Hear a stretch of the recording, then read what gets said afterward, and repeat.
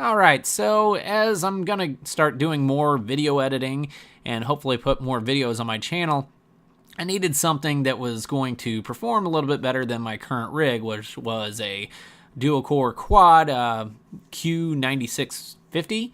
And yeah, I've overclocked it to the extreme, and I needed something more. So I came across this on Craigslist. Initially, I was going to get an Optiplex and basically slap my GTX 7 or GTX 970 in it. But yeah, I'm glad I came across this because I'm getting a way better deal with this. So this is what the guy said. Basically, he's getting rid of it because he couldn't find a video card, essentially. I have a feeling what happened there is because of bit mining. Video cards have gotten ridiculous, so he probably said, screw it, let me get rid of the rig that I bought to this point. And yeah, so that's exactly what I was looking for. So great. And we'll look into it more. Alright, so the new PC extravaganza begins. I just got a really good deal on this through Craigslist. It's a used PC, of course, but it's i5 4690K. And then actually give me the boxes and stuff. It's an upper end Asus Z97 motherboard, so plenty of overclocking. He had it at 4.6 gigahertz, I want to say. And yeah, so got a really good deal on this. He was asking, let's see, 500, and then I offered him 400, and he took it. It also comes with a 4 terabyte hard drive, 128 gigabyte SSD, which I actually have a 256 SSD laying around, so that's what I'm going to put in it. 600 watt gold standard power supply, so that's awesome. It's got a fan control and everything else on it. And the beautiful part of this is I already got somebody lined up to buy my Alienware Alpha, which I heavily overclocked and stuff.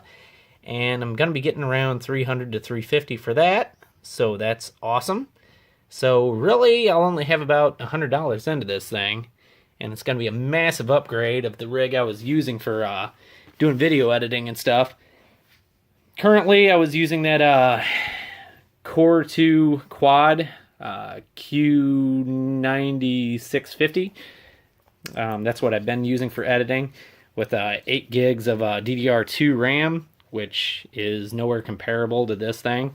I mean, it was awesome that I could still play modern games with that, with my GTX 970, but this will actually give me the full benefit of that, and this will actually have, PCIe, was it 3.0 at 16 lanes, whereas mine was PCIe 1.1 or 1.2, I can't remember now, and yeah, I mean, it took advantage of that, but this will definitely give me some faster FPS on that.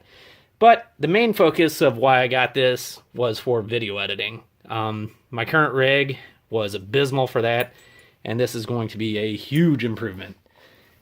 So, yeah, 400 bucks, cannot complain at all.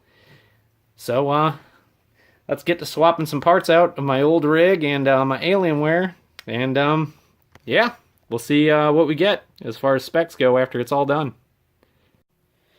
Alright, so here's the new rig that I put my 970 from my old rig into it. I swapped out his 120 or 128 gigabyte SSD for my 240 gigabyte SSD, which it's a SanDisk Extreme, so it's got better read-write times on it. And I left his 4 terabyte hard drive in there. That's actually bigger than the 2 terabyte I had in my other rig. So yeah, it's looking pretty good. When I first started it up from him, none of the fans were working other than the CPU. The CPU actually draws the power from the motherboard. That was all hooked up fine. This does have a fan controller on it, which he didn't have any of that hooked up. and all this stuff was just hooked up to random stuff. I don't know. I will have to work on some of the cable management, but I did manage to get it all working, and the front logo working too. And yeah, so everything's good to go. It's all working with the fan controller and everything else, so I have full control over the Thermaltake fans on it too. Yeah, pretty happy. Now it's time to just throw a clean version of an OS on there and get to some testing. So yeah, here's an overview of it. Yeah, I got it set to a ratio of 46, and I'll actually stay there whenever I have it set to maximum performance. It's just underclocked right now, but it will stay at 46 when it's under max load. There isn't any thermal throttling, which is great.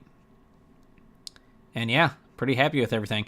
The only thing I really changed from the settings that the guy I got it from, so he had his RAM set to, all the timing were set to 11, and I set them down to 10, which I'm not sure they'll really make much difference anyway, but hey, might as well squeeze every little bit of performance out of it that you can.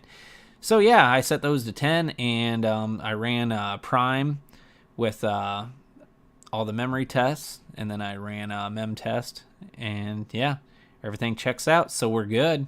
Overclocked GPU, CPU's overclocked, of course, and running at 4.6 gigahertz. And yeah, I'll show some results that I got out of this, but I couldn't be happier, especially for the price that I paid.